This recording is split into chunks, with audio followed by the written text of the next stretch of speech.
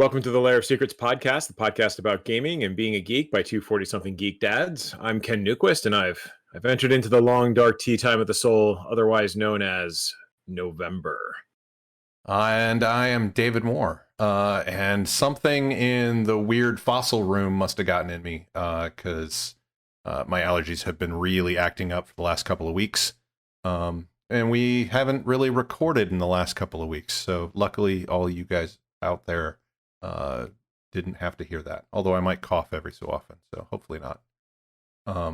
So what has been happening with you, Ken, since we have not been able to meet for the last few weeks? Well, there was this mass space-time disruption that rocked through the lair and threw us into the Chamber of Infinite Darkness, otherwise known as daylight saving time, which I hate.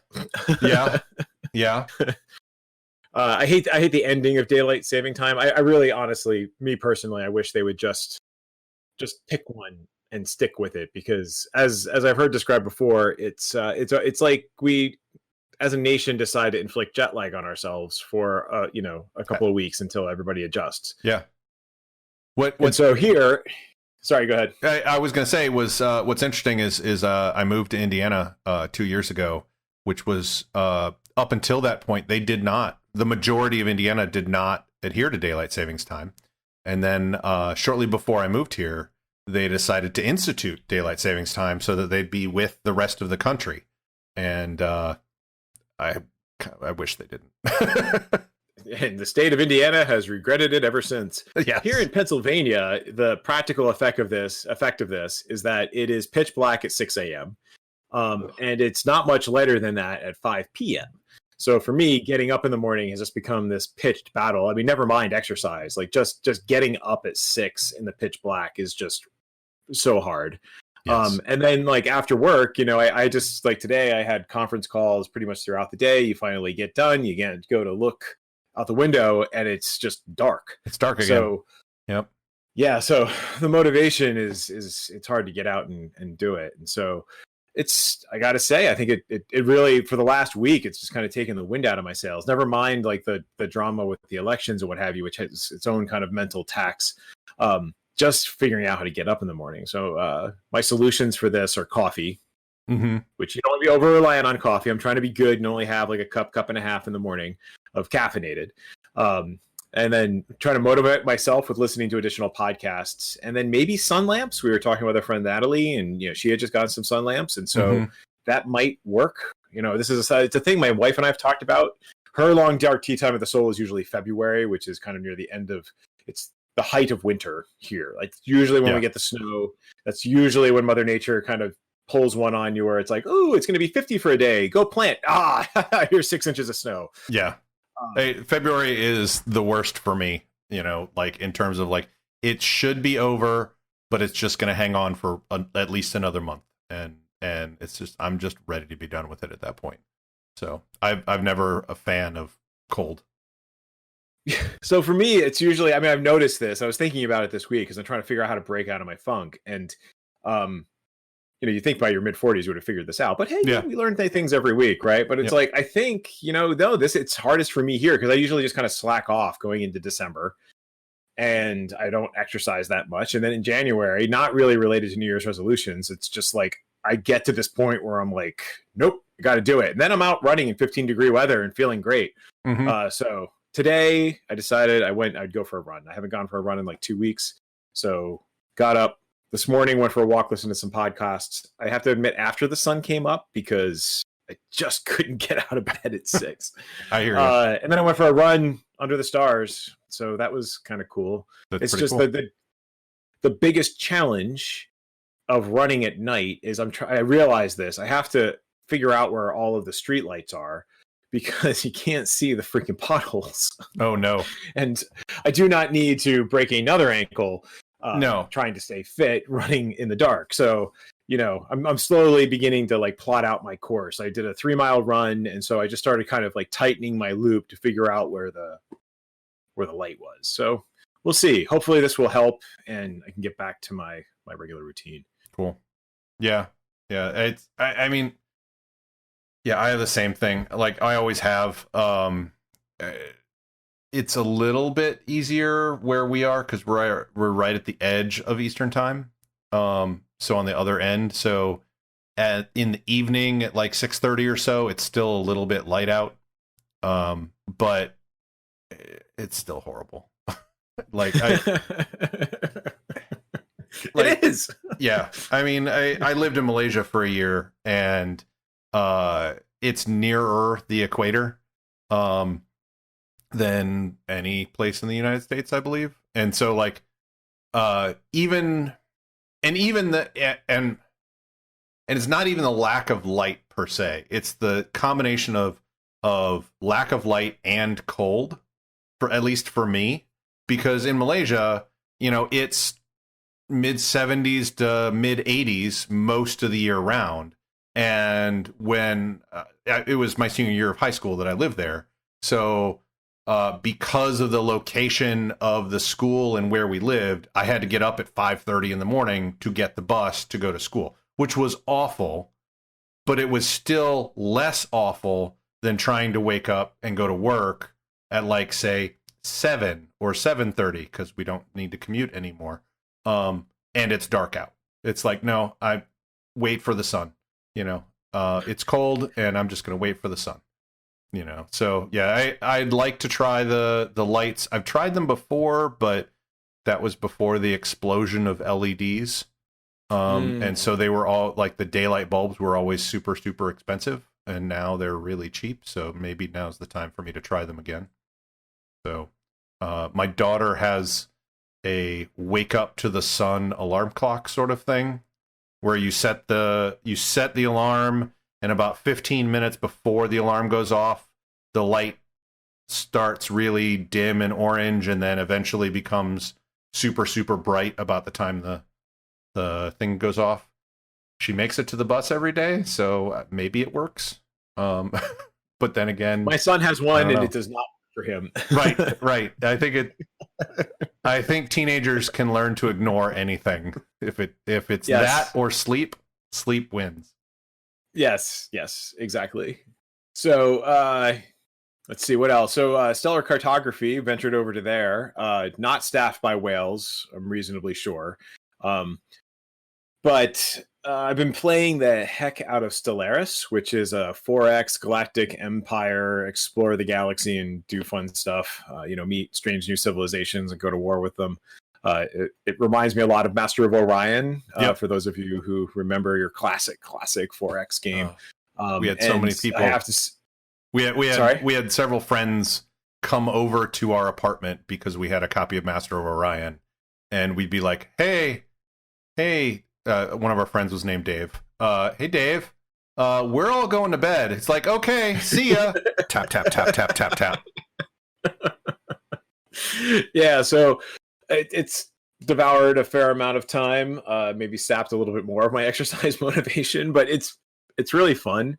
It definitely scratches that particular itch. I played a lot of Civ 6, and I needed a break from Civ 6. It also keeps crashing on my Mac, so that has also crimped my Civ time.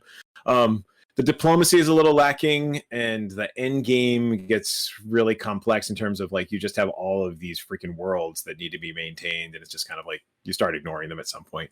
Yeah. But it's got really cool little stories embedded in it, which are really fun, like just short little science fiction stories that it's like, oh, that's cool. I really like exploring the galaxy just to trigger those kinds of things. Yeah. It has really great visuals, like a soundtrack that's kind of like Mass Effect. I don't know if it's good. I haven't like, played Mass Effect, but I've heard it's pretty good.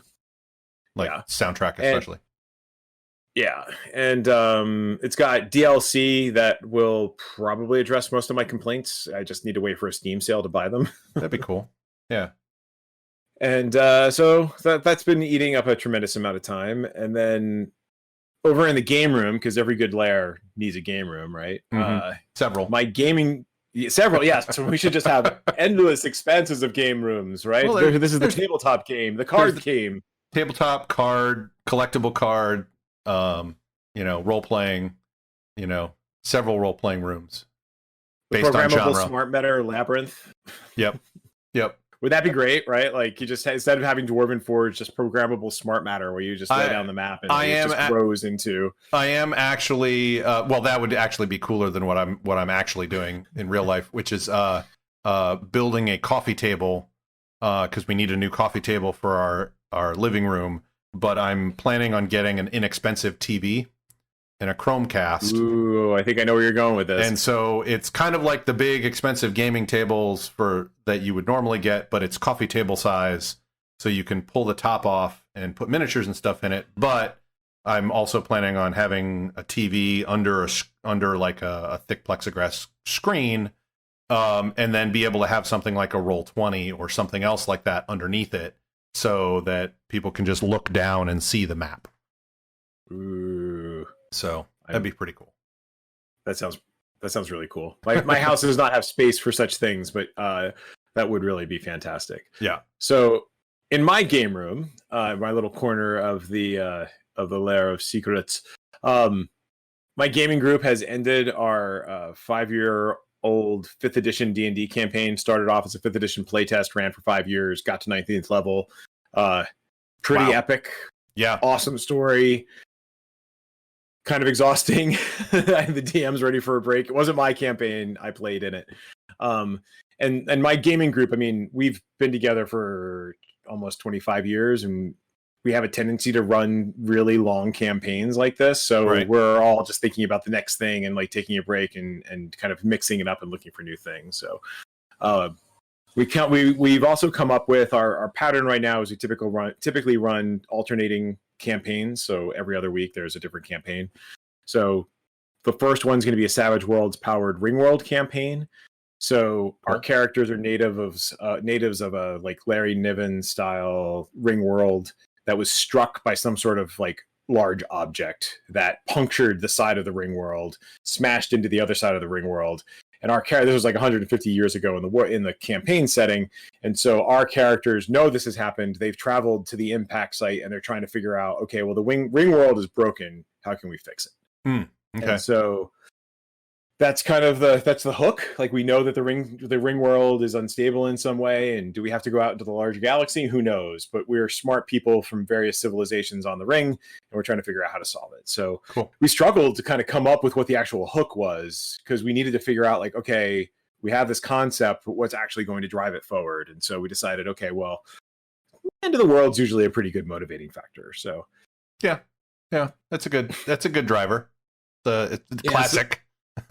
Yeah, so I mean, I think the biggest challenge we're facing, we have one player who wants to do include like high concept science fiction ideas into the campaign, like the nature of technology, the nature of humanity, transhumanism, like all of these really cool ideas. Mm-hmm. And the challenge I think we have as a group is that our foundation is fantasy. Mm-hmm. Like, you know, Tolkien, Dungeons and Dragons, we've been doing this for 25 years. Star Wars, right? We're all pretty fluid in Star Wars. Maybe a fair amount of us are pretty good with Star Trek. But once you start getting into hardcore science fiction, our experience is so widely varied. Right. And so really trying to figure out how to pull all of our divergent experiences into something that could be an actual science fiction campaign where people are kind of getting the references and we're actually able to build stuff, I think it's going to be a challenge. Yeah. And now is this one GM? Is this one GM or multiple GMs? I think it's going to be multiple GMs. We have one GM who's going to start it. He had pitched the original idea, and we've talked about like other GMs being able to pick it up. I mean, the nature of the Ring World setting, I think, is going to lend itself to being able to have multiple GMs. And one of the kind of goals for this campaign, or one of the impetus for it, was doing a lot of world building. Uh-huh. So, you know, it's not quite a hex crawl, although I think there might be some hex crawlish ideas in there, like, you know, okay, here's our central area, let's explore out. Maybe the hex crawl will take out into the galaxy and it becomes like a sector crawl. But I think the ideas of exploration plus world building, right? Like you have your background, you tell us where you're from, and now you build out that part of the Ring World. How'd you get here? Don't know. Tell us the story. Cool. Or, and with different, I encountered this on the journey here, that kind of stuff. Yeah, and with different GMs, you can have different tones of the adventure. With the main thread is being the same characters are throughout the campaign, but you could have a hex crawl, like, you know, hex crawl / dungeon crawl sort of set of adventures, and then a new GM takes over, and suddenly you're out in the expanse, sort of thing. You Right. know, Right. that sort of stuff. So it sounds like a cool idea. Yeah, it should be interesting. We haven't played Savage Worlds in a while. We're playing the Savage Worlds Adventure Edition, which is the latest version of Savage Worlds. Cool. I backed the Kickstarter like, I don't know what, 2 years ago. I finally get to use my books. I have only played Savage Worlds, I think, once, a long time ago. But it's I know from other people that it's a really good system. So it sounds like a good system for Ringworld, personally. So I think it's going to be great. I think it's going to be, it has that kind of, the greatest thing about Savage Worlds, that it has this exploding dice mechanic that just usually causes exceptional things to happen. And so that's fun, because you never know when the dice are just going to kind of take you in a direction that you never expected. You just have to be cool with that. Yeah. Like, you have to be able to accept chaos is just built into the DNA of the game. And it plays pretty fast. I mean, that's its claim to fame, is that it's, you know, fast, fun, furious. So cool. Yeah. I love Savage Worlds. I can't wait to play it. It's going to be great. Our other game, because we always have to keep one foot in fantasy, and I'm not complaining, is Dungeons and Dragons. It's going to be a new first level campaign. We're going to take advantage of Tasha's Cauldron of Everything, which is coming out in a couple of weeks. Okay. Which is going to introduce some new options for how to build out your characters, right? So you don't have to have your standard racial dwarven background that says you're good with stone and have a long beard. If you want to be the dwarf acrobat from The Hobbit, you could totally do that, right? So, or at least that's my understanding of it. So we're going to wait till that book comes out. And then the idea of the campaign is kind of the opposite of what we did before, which is not in any way a criticism of the previous campaign, but instead of epic storyline stretching over years, it's going to be focused on like really short dungeon crawly, like one-shot location encounters, right? So the idea is that we'll play it in a single session or maybe 2 sessions, but it's not going to go on much longer than that. And then you'll move on to the next thing. So less story, more discovery. We have 2 kind of discovery-oriented campaigns, so we'll see if we get sick of it. But it's a, well, I mean, it's a palate cleanser. Yeah, it's a palate cleanser. It's a different meal that you can have. Right. It sounds cool. It sounds a little bit like what my Sunday game is supposed to be when it does happen, which we'll talk about later.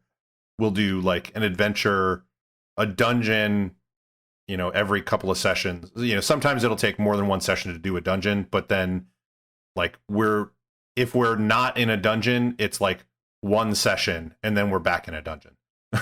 So at least it has been so far in the limited number of games that we've been able to actually play.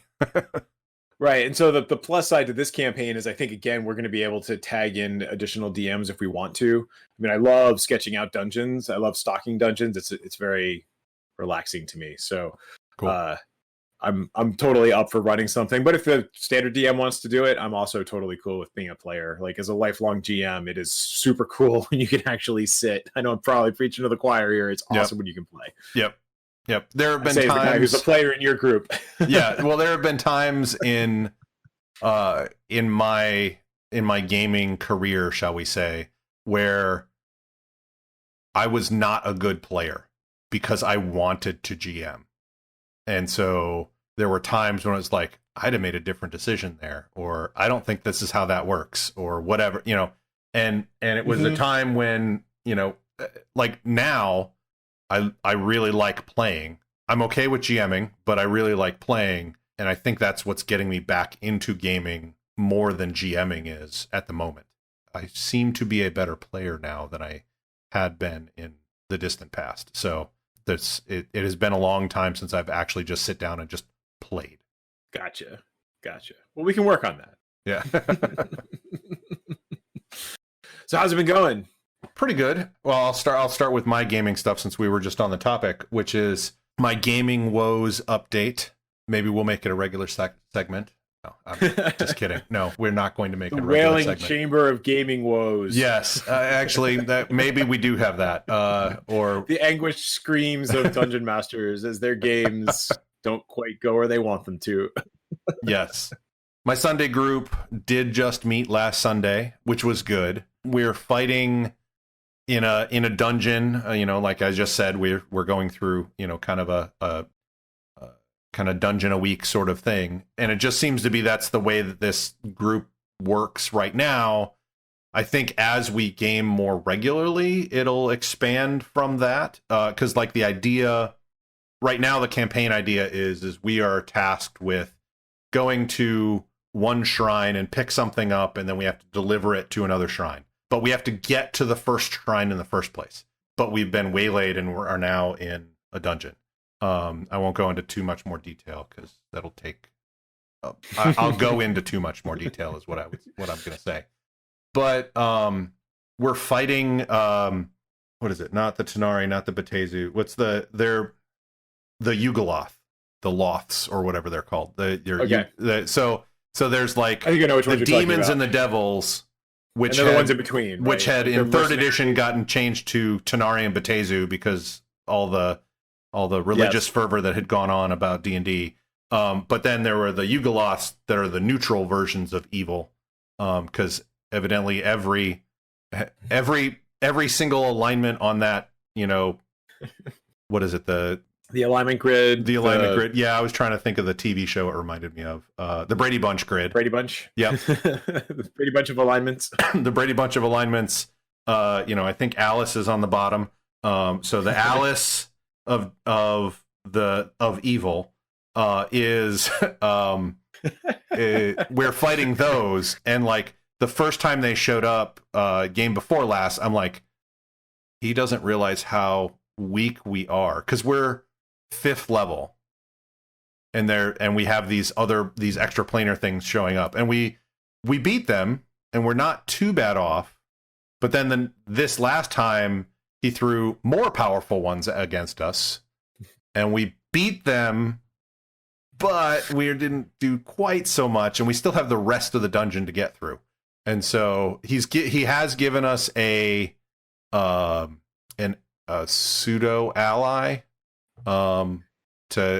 that we're not sure if it's gonna backstab us later on. Probably will, but to survive. But yeah, that's it'll be interesting to see if we make it. So I'm every time we go and play, I'm expecting a total party kill. So because some of these things are hitting for more hit points than I have. So that is very that's very dangerous, and that's one of the things about Savage Worlds, or you probably don't know because you don't play it, is there are no challenge ratings, right? So right. The expectation in the rules is if you encounter something worse, like more powerful than you, it is a legitimate strategy to run away. And it can be very hard for players who are not schooled in that to get it through their heads that no, the terrible demon from beyond all imagining cannot be beat by second level characters. And perhaps Got it. Yeah, so I'm used to a similar system called Hollow Earth Expeditions. Oh, yes. Similar to Savage Worlds. And in that, it is perfectly legitimate to punch a T-Rex in the face. So, because, you're heroes. Right. So, yeah, back when I was running the Game Master show, when we actually played Hollow Earth Expedition, and one of our, Sean, his goal as a player and character was to punch a T-Rex in the face. I will say the beautiful thing about Savage Worlds is that you can actually pull that off. Like you can, because dice explode, you can get so lucky that you like almost can kill God, right? Because the dice just didn't stop exploding. It is rare, but it is possible. And it usually happens to your well-crafted, well-storied NPC. Right. The one who's supposed to get away and recur several times. Yeah, he's dead. Yeah, he's very dead. Yeah. The game that you and I play, Brindlewood Bay, we have come to realize that it's not the game for us. It's a fun game, but given the time that we play it, it's like 9 p.m. for the majority of us, and then one player is just getting off of work in a different time zone, and so we're all kind of tired and wiped out and not ready to be impromptu actors who are solving mysteries. And like kind of making up the mystery and the plot and the solution at the same time. Yeah, right. I think in an earlier episode I said I really liked the concept of Brindlewood Bay because I didn't have to plan ahead of time very much because, the players would drive all of that. And And I came to realize that no, I did, because I had to play the multitude of NPCs that you all meet to drive that side of the story. And and I was not doing that very well. And so we've all kind of decided to start a new game, and we're trying to figure that out. It seems like it's going to be a more lighthearted game, but later this week we're gonna talk through that and figure that out, and then figure out if I'm gonna run it, or Ken, you'll run it, or maybe we'll have different GMs during the time. So all those options are on the table. Indeed. Last thing is on my gaming table in the gaming room, moving to the RPG room or staying in the RPG room, is Mythic D6, their Terra Oblivion book. I just got recently. I had kickstarted it. It is by Michael Fiegel, Kieran Turley, and Jerry Grayson. Mike Fiegel, if I pronounced your last name wrong, I'm sorry, because I actually know you, and I can never remember if it's Fiegel or Feigl. And I will buy you a drink or whatever you want if I have gotten it wrong. I really love the concept of it. It's a pre-apocalyptic game of, as it describes itself, a pre-apocalyptic game of eco-espionage on a world slowly being killed by humanity's need to consume. Wow. Talk about high concept. Yeah. So, the idea that, corporations and such have ruined Earth. People went to the stars and they colonized this new planet, and they found out that there's all these life forms on this planet that give off this energy, and so they start effectively mining it. And then they find out, oh wait, the whole planet is alive and it's all connected. And if we keep doing this, the entire planet is going to die. And some people are like, well, not my problem. I'll be dead by then. Or I can leave. Kind of the same problems that we have here. And then there's a group of people that are like, no, we need to stop this because, one, we need to live here. But two, it's not right that we kill another living being, these other living beings. And there's superpowers and stuff in it. They have something called prana powers that you have the ability to get in touch not only with yourself, but with the planet itself. And there's varying levels of it. And it seems pretty cool. It's based on the Mythic D6 system. I don't know if the main book is required to play. I think everything's in the book itself.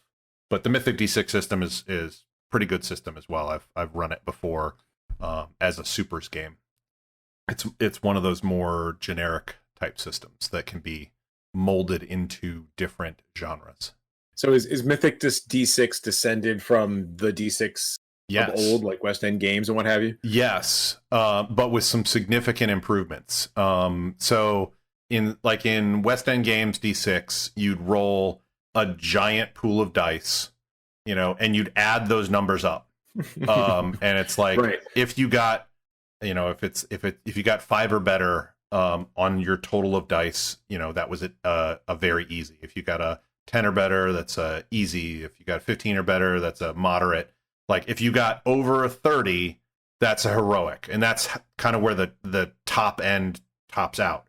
Well, if you're running like something like a supers game and you have huge dice pools, you could routinely get over 30 in Star Wars, in like Star Wars D6 or any of the other West End Games D6 ones. Mythic kind of changes that. You still have the big dice pools, but you have a number of successes. So there's a target number per die you need to hit. I believe it's normally a 4 or better, and you are trying to get a certain number of successes on dice. Plus your dice pool stops at 10 dice. And for every die you would have more above that 10. There's just automatic successes that you get given. Okay. And then you still have a wild die, so you can still explode in terms of how many successes you get.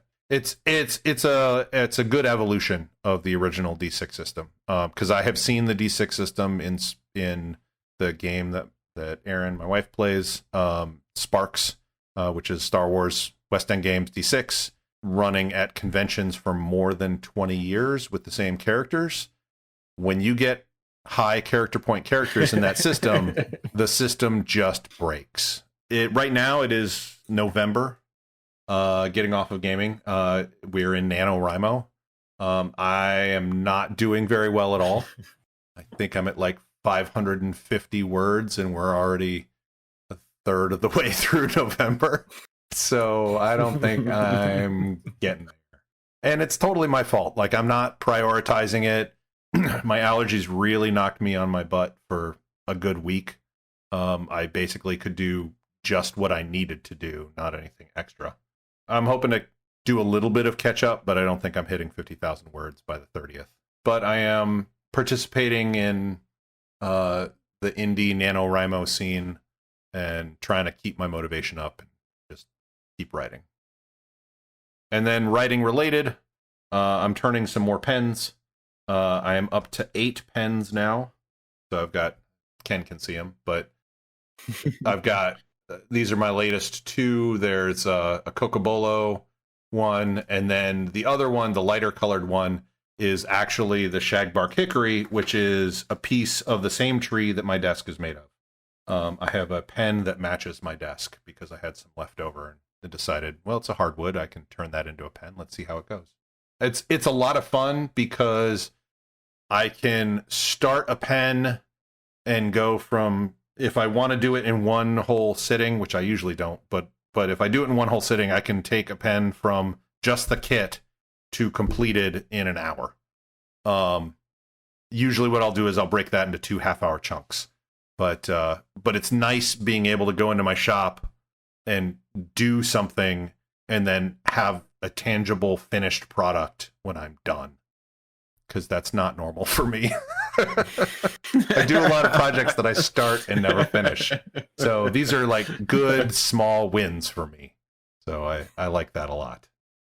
I can certainly appreciate that. It's good for the brain. Yeah. It's nice to have these wins, right? Like, that's one of the reasons why I do my summer reading list, is because you finish that book and it's that little win, right? Like, yeah, that's true. That's true. I had control over finishing this book and I actually finished it. I mean, I didn't finish my summer reading list because, life, but. Right. And you kept adding to your summer reading list too. So I did keep adding to my summer reading list. So, my goal is to finish it before December. I only have 2 books left. Cool. Cool. But in any case, yes, I wholeheartly support small projects that you can actually get done in a reasonable amount of time. I think it's good all around. It helps put you in a good headspace. Gotcha. Yeah, let me. I'd like to take us back to the game room for a little bit, which is something that's bothered me for a few years now. Well, not the whole time because I wasn't gaming for a while, but it's like back when. This is kind of like basically our main topic for those of you who haven't caught up on that, because I didn't really introduce it well. So, but Google Plus, when it was still a thing, was had a really great game development community on it that wasn't like some secret forum somewhere, and it wasn't super toxic like some places on some forums get. Once it shut down and the Game Master show ended and I kind of dropped out of the gaming scene for a while with only like a little bit of touching on Twitter every so often, like, I don't know where all that discussion's gone. Is that still happening? I'm sure it is somewhere, but I don't know where. Twitter can keep me in contact with some of the game designers and game companies that I like, but you can't have a conversation on Twitter. You can start one, you can have a couple of back and forths, but then the Twitter stream moves on and, finding that conversation again is nigh impossible. Right. So I do listen to some podcasts. I'm not a big fan of actual play podcasts. There's 1 or 2 that I will listen to occasionally, but those aren't talking about like playing and running games or developing games or things like that. And like one that I do listen to is Daydreaming about Dragons, which I think I might have mentioned before, from Judd Carlman. That one has really good insight into playing and running games, but it's not a conversation there either. So like I can listen and consume, but I want to be a part of that conversation. I can email the podcast, but it's also a really slow if they happen to respond to my email, either via email or in the podcast. That's not really a conversation either. It's a very, very slow one if it is. Yes. It's like the Pony Express, right? Like, right. I have delivered my letter, and in 3 months I shall get a reply. Right. Which is why people used to write really long letters, multiple page letters. But we don't do that anymore. If you had a 1-page email, if you would write an email that would print out on a single page of paper, that's a really long email. Right. So no one's going to read that. So I don't know. Do you have places you go to talk about games or game design or anything else like that? No, honestly, I mean, I think I've been suffering from the same problem. I think we both kind of had a similar trajectory in that, with the early rise of podcasting, like the actual dawn of podcasting, there was a great podcasting community, and I talk about it with podcasters, right? Yep. There were podcasts I would listen to, and I'm thinking it was the Roundtable, right? Was so the podcast that I originally got into was Dragon's Landing. Dragon's Landing was great, but then and they were the ones that inspired me to create After Serenity, and then later the Game Master Show. But the Roundtable is where I met a decent amount of people like you, the folks from the old Secret Lair, which we're now inhabiting the ruins of. So yeah, I think the Roundtable was one of them. Oh shoot, what is it? All Games Considered was another one.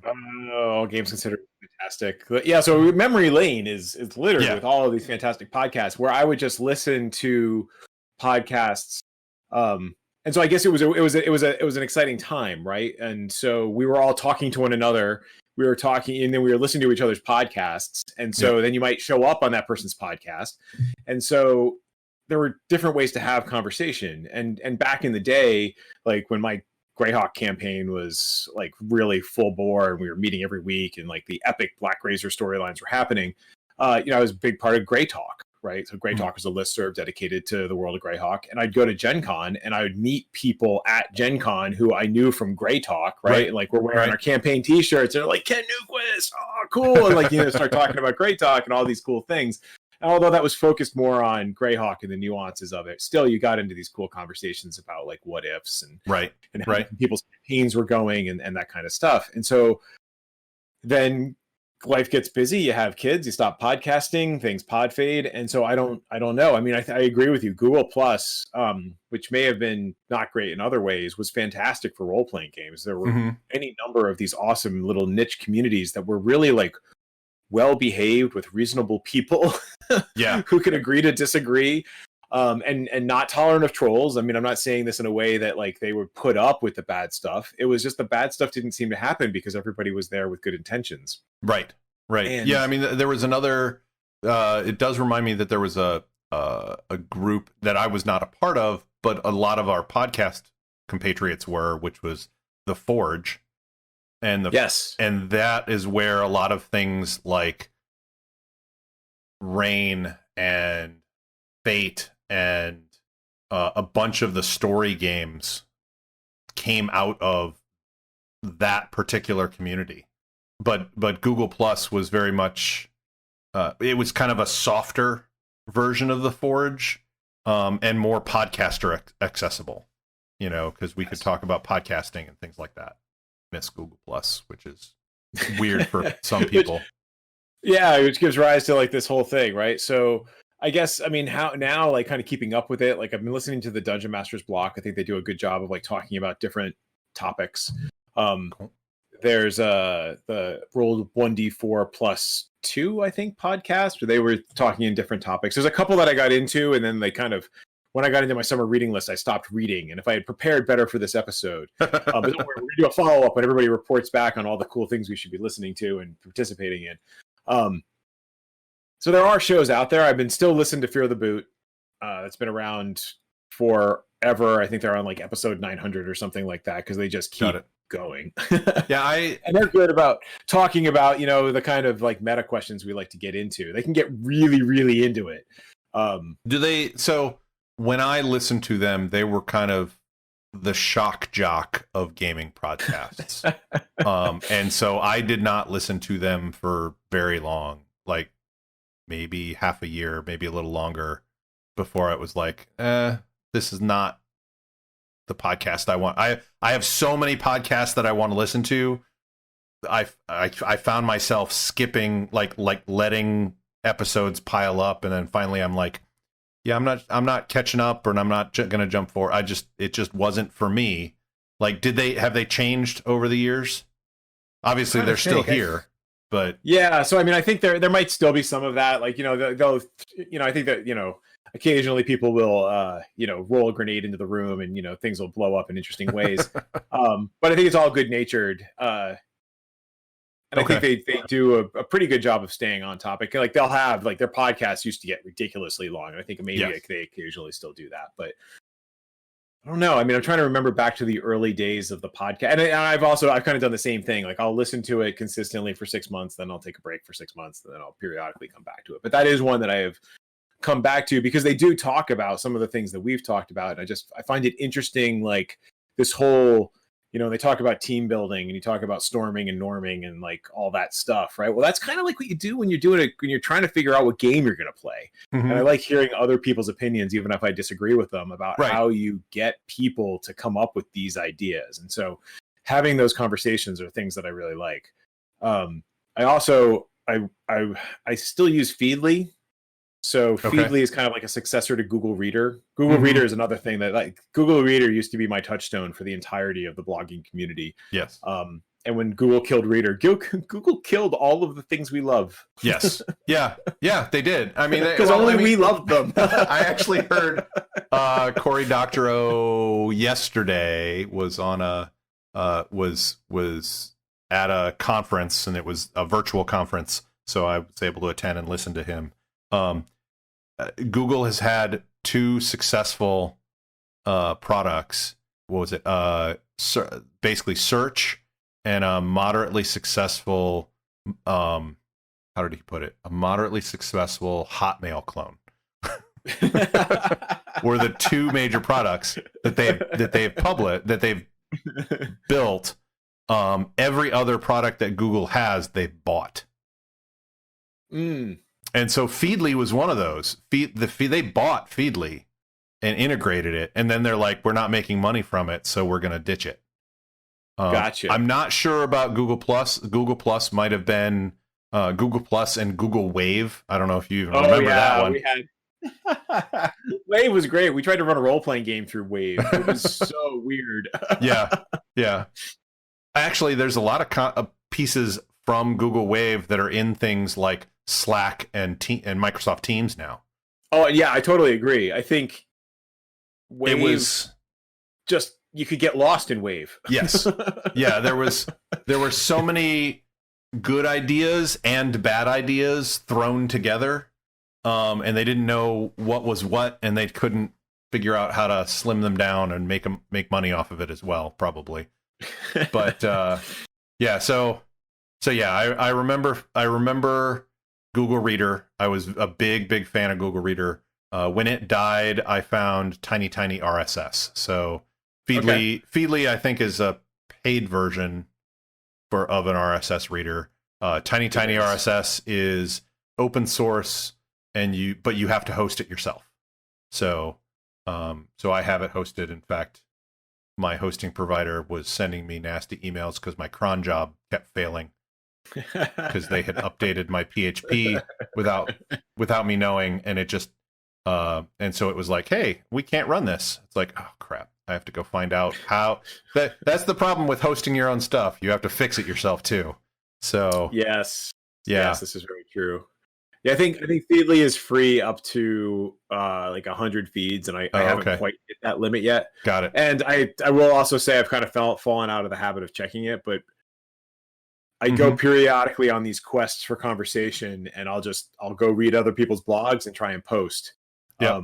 But I'm with you. Like, I don't know where the conversation has gone. I'm sure it's out there, but finding good conversation that doesn't turn toxic or doesn't get into like all of these other issues that are interesting and perhaps important, but like they can just completely overwhelm like the more niche conversations of how do I get my group to rally around an idea as I launch my new campaign, right? Right. Like, right.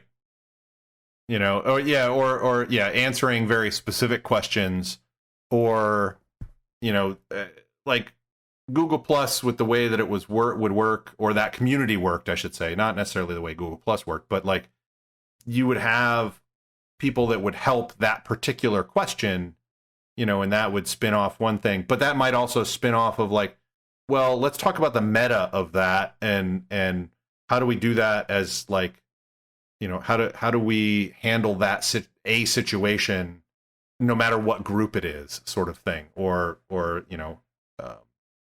and there were a lot of things that came out of that sort of discussion. Metatopia just happened recently, and unfortunately, again, due to work and allergies, I was not actually able to attend most of the virtual sessions for Metatopia, but I know a lot of the design discussions will go on with that particular group, because Metatopia is